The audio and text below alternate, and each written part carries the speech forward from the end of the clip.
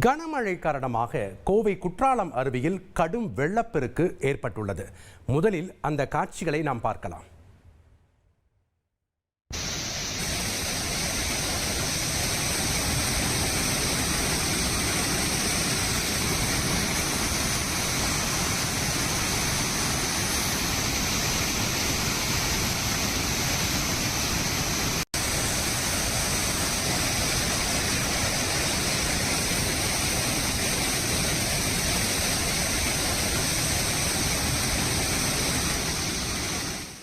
கள விவரங்களை அறிந்து கொள்ளலாம். செய்தியாளர் கார்த்திக் இணைப்பில் இருக்கிறார். வணக்கம் கார்த்திக்.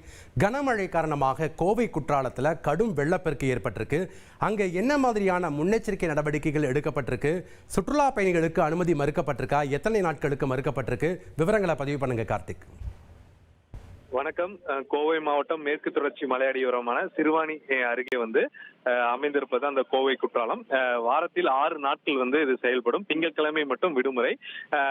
அப்போது பாத்தீங்கன்னா இன்றைய தினம் மழை அதிகரித்தனால அதுல அந்த குற்றாலத்துல வெள்ளப்பெருக்கு அருவியில ஏற்பட்டிருப்பதனால இன்று சுற்றுலா பயணிகளுக்கும் பொதுமக்களுக்கும் தடை விதித்திருக்காங்க.